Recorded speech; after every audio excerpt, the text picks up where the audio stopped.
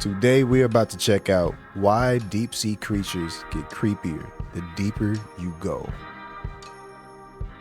I have always been afraid of big bodies of water, big things underwater. That's really it.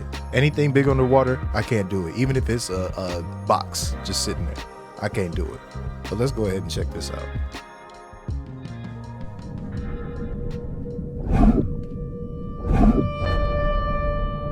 Beneath the surface of our What was oceans that? lies a world we were never meant to see.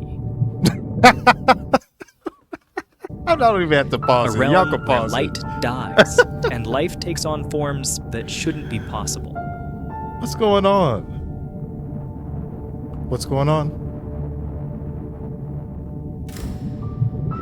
As we descend deeper, crossing the sunlight zone, then the twilight zone, then the midnight zone, the creatures we encounter turn progressively stranger. This stuff is so terrifying, eerie to me. Oh my We've gosh. sent rovers to Mars, we've mapped distant galaxies, but the deep sea, we've explored less than 5% of it. We know Exactly. See what I mean? The deep sea, we know nothing about. We know about things going on light years away from us, but we don't know what's going on underneath our feet. That's insane to me. And it's nothing but just darkness and desolation down there. That's crazy. I feel like the sea, like there might be a possibility that the deep sea, like the deepest of the deep, that might be what hell is. If you just a terrible person and you just live a life of just mischief and chaos and just harm everybody on this planet, you get sentenced down here. That could be a possibility because this is insane.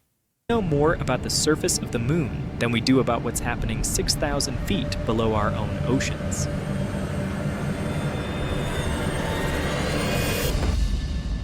Ugh.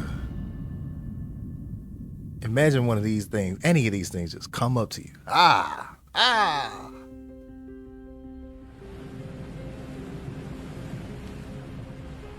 At the surface, the ocean is bright and full of life. Sunlight fuels plankton blooms, which feed fish, which feed entire food chains stretching from coral reefs to whales. But drop below 200 meters, and that light begins to fade. We are now entering the twilight zone, a vast belt of ocean stretching down to a kilometer deep. Here, the sun's rays are too weak for photosynthesis.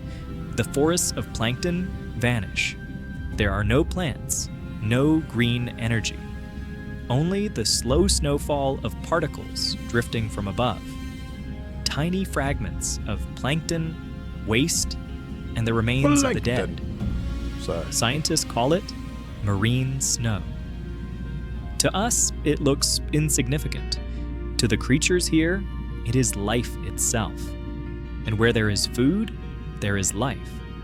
But not life as we know it. The animals of the Twilight Zone have evolved into some of the strangest forms on Earth. Many are transparent, their bodies like glass. The glass squid drifts with organs barely visible, a ghost against the blue. The glass octopus is Look at almost that. invisible, its eyes the only solid feature. Why so many species take on transparency here is still a mystery. It may be camouflage, a way to vanish in the faintest light. Or perhaps a way to conserve energy in a world where every pigment costs more than it gives back. That's something crazy to think about, how having pigment, like every single thing our body not only does, like physical movement wise, but that our body takes up energy, consumes energy. And like this is showing how when you're so down there in desolation and scarcity, you need to preserve all of your energy so much that it's just like your skin, like, all right, we ain't even finna make no pigmentation. We need to conserve energy. We ain't even finna all types of stuff. It's just like, nah, we gotta conserve energy. You know how crazy it is down here? It's crazy. Others choose the opposite strategy, not invisibility, but light. In the gloom, some creatures create their own glow through a chemical reaction known as bioluminescence. I heard that term To before. us, it's dazzling, flashing dots, glowing patterns, entire bodies flickering like lanterns. But here, light is survival. Some use it to lure prey, some to find a mate, and some to disappear. This trick is They look called like- counter-illumination. Hey, you like my light? You like that? Come on over here. You like this light? Look at this little dangling ball of light. Illumination. From below, predators can spot a dark silhouette against the faint shimmer above. To hide, animals like the firefly squid cover their bellies with light-producing organs. They adjust the brightness to perfectly match the glow from the surface, erasing their outline and vanishing into the background. Oh wow! I didn't know that was. It is camouflage by how imitation, it was for. making light to disappear into light. Other species play stranger games. The bloody belly comb jelly What in the shines soma is deep that? red. Down here, red light never penetrates, making the jelly appear completely black. Inside its stomach, bioluminescent prey is concealed, hidden from predators that might otherwise detect its glow. In a world defined by light, or the lack of it, every adaptation revolves around who can be seen and who cannot. But the Twilight Zone holds more than tricks of light. It also hosts some of the ocean's greatest spectacles. Each night, as darkness falls above, billions of creatures rise from the depths. Lanternfish, squid, jellies, an entire army That's of a the lot deep, squid. climbing towards the surface to feed on plankton under cover of night. At dawn, they sink back down, vanishing into the gloom. This vast daily movement is called the Dyeel Vertical Migration. It is the largest synchronized migration on Earth, greater in numbers than all herds, all flocks, all swarms combined. And yet, despite its scale, this event remained hidden until World War II. Naval sonar operators detected a mysterious false seabed, a dense layer that rose every night and sank every morning. It wasn't the ocean floor at all. It was life, an entire See, look at that. There's a migration that takes place bigger than like, the migration of like the birds flying south for the winter or whatever the migration you could think of that takes place every day. And we didn't even know about it. We don't even know what's happening. We don't know what's going on down there. We still don't even know what's going on down there. I don't know if we'll ever actually know. As long as the human race even preserves, I don't even know if we'll ever actually know what's really going on down there. For as long as the human race survives. I really don't know. What do y'all think? Y'all think we're ever going to actually find a way to get down there and document and research all this stuff down there? I don't think we will. That's part of the reason why I think the bottom of the ocean might be hell. That might be hell. Disconnected from all human life and no food. And all you do is float around in darkness until you either find something that happens to swim in your mouth and you eat it, or you do that to something bigger than you. That's all that's going down there. It's crazy. invisible world moving as one. The Twilight Zone is where the familiar rules of life begin to bend, where transparency is armor, where light is used to hide, where billions of animals rise and fall in a rhythm older than humanity itself. This is the threshold of the deep, the first layer of a world we Spencer's farted? still cannot explain. Past 1 kilometer, all sunlight Just showed a disappears. squid fart? We have reached the Midnight Zone, a realm stretching down to 4,000 meters. Here, there is no dawn, no dusk, only endless night. Temperatures hover just above freezing. The pressure is hundreds of times greater than at the surface. To human eyes, this seems like a world where nothing could survive. And yet, it is here that evolution becomes most creative. Take the dragonfish, Unlike most creatures, it can produce red bioluminescence. To most eyes in the deep sea, It's red a light demon is invisible, eel. which makes the dragonfish's glow a private searchlight. It illuminates prey without giving itself away. Even more mysterious, its eyes are specially adapted to detect this hidden color. It's as though the dragonfish has invented a secret wavelength seen only by itself. Other predators here are masters of Stealth mode disappearance. activated. Some fish are cloaked in ultra-black skin, so efficient at absorbing light that it That's reflects racist. less than 0.5% of what touches it.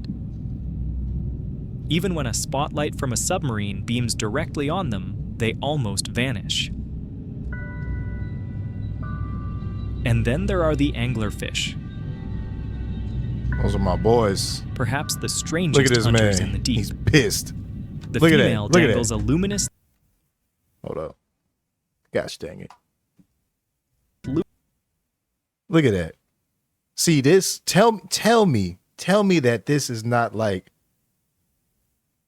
a karma or consequence of living a bad life. If you got like respawned as this or something, tell me that's not a perfect consequence. If this was like, well, I don't want to say his name, but the really bad German guy. If this was what he came back as, do y'all think that would be a worthy punishment for what he was on? He came back as one of these. He down to 9. perhaps the strangest hunters in the deep. Oh, The female boy. dangles a luminous lure in front of her mouth, drawing in unsuspecting prey. But her greatest mystery lies in reproduction. Males are born tiny, weak, and helpless. Their only task is to find a female, a nearly impossible feat in the vast dark ocean. When he does, he latches onto her with special jaws, Oh, fusing snap. his body into hers. His organs wither away until he is little more than a sack of sperm, permanently attached, nourished by her blood. Whoa. So the whole time, every time I've seen pictures of an anglerfish, I just automatically assumed that was the male. But the ones that look all dangerous and angry with the big old face and the dangling ball, that's the female. And the males, they're just little bitty things, and their whole duty is to find a female and swim up to it and absorb itself into it until it's just a little bitty sack of sperm. Just when you think it don't get worse. Like let's say that idea that I was thinking about just a second ago. Like if you were cursed to live your life as an anglerfish and you were a dude as a human. Now, not only are you cursed to be down here and be a fish in the depths of blackness, but also you used to be a man, and now you as a male is put down to be a freaking your best bet. Your life's goal is to get absorbed and turned into a tiny sack of sperm. Tell me that's not hell. Tell me that's not hell. It is one of the most extreme forms of sexual adaptation known in the animal kingdom. That's crazy. Not every animal here is a hunter. Some are opportunists, scavengers, waiting for the fall of food eyes like from that. above. You ain't no hunter. A single whale carcass sinking to this depth becomes an oasis, feeding entire communities for decades. And yet, even with submersibles, what we know of this zone is fragmentary. For every species documented, scientists believe dozens remain unknown. What was focused on that screen? Each dive into the Midnight Zone uncovers creatures never before seen by science. Animals with glowing eyes, needle-like teeth, or bodies so fragile they disintegrate when brought to the surface. This is the Midnight Zone, a world where light is weapon, where invisibility is survival, where even reproduction follows rules beyond our imagination. It's gotta 4 be so kilometers scary down, we there. leave the open waters and touch the bottom of the abyss. This is the abyssal plain, one of the largest habitats on Earth, covering more than half of the planet's surface. And yet, it is also one of the least understood. Here, there are no landmarks, no coral reefs, no kelp forests, no towering mountains. Only a vast desert of mud stretching for thousands of kilometers in every direction. Temperatures never rise above 4 degrees Celsius. Food is scarce. Survival here demands strategies unlike anywhere else on Earth. One adaptation is size.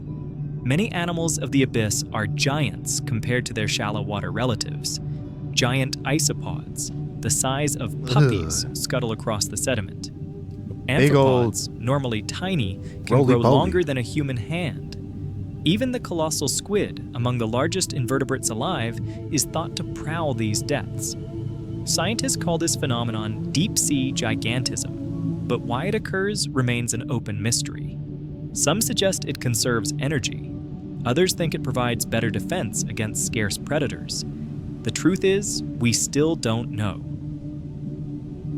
Another oasis of life arrives when giants from above fall. A dead whale sinking to the abyssal plain becomes a rare jackpot. Within hours, scavengers gather. A beast. Sharks, hagfish, amphipods. Soon after, stranger creatures move in. Bone-eating worms called Osidax colonize the skeleton, feeding on oils locked inside the bones. Entire ecosystems spring up on a single carcass, lasting decades, until all that remains is dust. Other animals here survive on less dramatic meals. The vampire squid, despite its terrifying name, is not a predator at all. It collects drifting particles of marine snow using long, sticky filaments. Even in the oxygen-starved depths, it thrives, using a blood pigment with the highest oxygen affinity of any known cephalopod. In this desert of silt and silence, life is slow. Creatures grow slowly, reproduce rarely, and live for centuries. The Greenland shark, which can dwell at these depths, may live over 400 years, the longest lifespan of any vertebrate known. Time itself seems to move differently here. And yet, even the abyss is not empty. Each grain of sediment hides countless microbes, recycling nutrients, sustaining a hidden food web that we are only beginning to map. The abyssal plains remind us of Earth's scale. They cover more territory than all forests, grasslands, and deserts combined, yet remain largely unseen, unexplored, and unexplained. Beyond the abyssal plain lies an even deeper frontier, the trenches. Carved by tectonic forces, these are the scars of the Earth, places where one plate of the planet's crust slides beneath another, pulling the ocean floor down into unfathomable depths. Here begins the Hadal Zone, named after Hades, the underworld. It stretches from 6,000 meters all. They call it hell. There's this can't just be a coincidence. They call it the Hell Zone. They're like, oh, that's so deep, bro. That's hell. Bro, there ain't no way. You're not getting out of this one. No, bro. All the way down to the deepest known point on Earth, nearly 11,000 meters below the surface. It's got to be the Mariana Trench. To put that in perspective, if Mount Everest were dropped into the Mariana Trench, its peak would still be more than a mile underwater. Conditions here are almost beyond comprehension. Temperatures remain near freezing. Pressures can exceed 1,000 times what we experience at the surface. To a human body, it would be instantly fatal. And yet, life not only survives here, it thrives. Among the most astonishing creatures are the snailfish that inhabit the very bottom of trenches. Fragile, gelatinous, with thin, translucent skin, they look too delicate to exist in such a hostile world.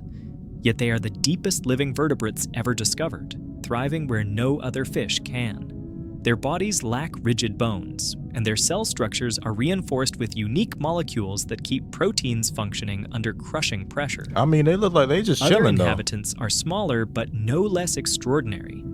Amphipods, shrimp-like crustaceans, swarm across the trench floor in huge numbers.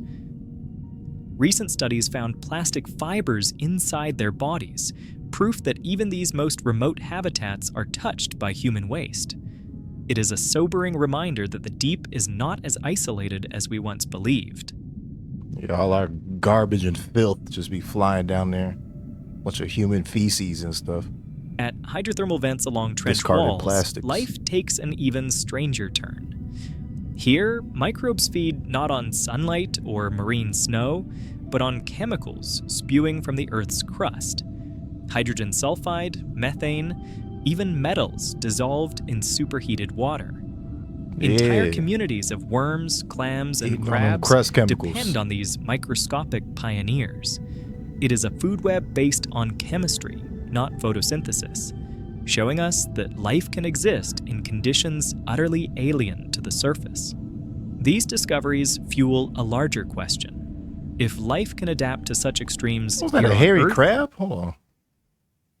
Aha. fuel a larger question. If life That's a hairy crab. can adapt to such extremes here on Earth, could it not also exist on other worlds? Icy moons like Europa and Enceladus hide oceans beneath their frozen crusts, warmed not by sunlight but by internal heat. To study the Hadal Zone is to glimpse the possibilities of extraterrestrial oceans. And yet, despite its importance, we know almost nothing about the trenches. Fewer people have visited the Mariana Trench don't know about than the have stood trenches. on the surface of the moon. Each dive brings back creatures unknown to science, from translucent sea cucumbers drifting like parachutes, to gelatinous blobs with no clear anatomy, to microbes whose metabolisms remain a mystery. I For don't even know centuries, what I'm humans looking at imagine there. whose What is metabolisms this? I don't even know what I'm looking at. I thought it was like a bunch of like crustacean like things, but I don't even know. Well, yeah, there's a little crab right there. I don't know. remain a mystery. For centuries, humans imagined the trenches as lifeless voids, silent graves beneath the sea. What we've found instead is resilience, life that bends, reshapes, and reinvents itself to endure the most extreme pressures imaginable. For all we have seen, the deep sea remains a world of questions. More than 80% of the ocean is still unexplored. Each dive into the depths, each ROV expedition, brings back creatures never before imagined. Transparent fish, glowing worms, jellies that break every rule of biology. It is a world where discovery is not rare, but constant. Even among the animals we know, so much remains unsolved. Why do so many deep-sea creatures grow to enormous sizes? The giant isopods, the colossal squid, the amphipods the length of a human hand. Why do others turn nearly invisible, or cloak themselves in ultra-black skin that absorbs almost all light? The greatest mystery of all What's that? may be bioluminescence. Nearly 3/4 of deep-sea life produces light, yet the reasons vary wildly. Hunting, hiding, mating, or simply surviving. We still cannot explain how many of these species Look at this little monkey fish right here.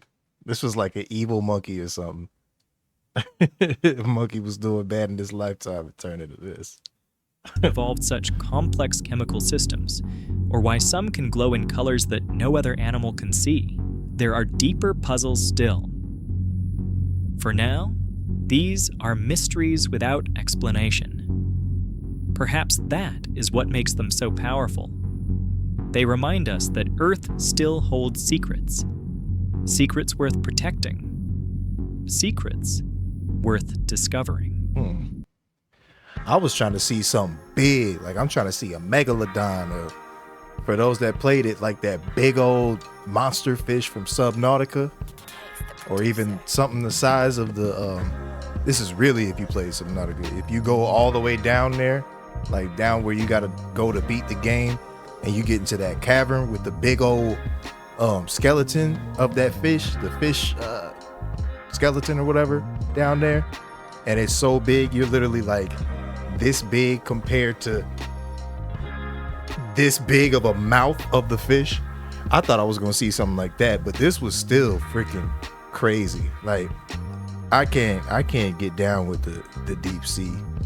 It's just freaking scary. Everything down there is scary. From the big to the small, everything down there is scary. And it's just desolation, destruction, and cold. It's so cold. Like, I don't know, that's crazy. But what are y'all thoughts on the deep sea stuff?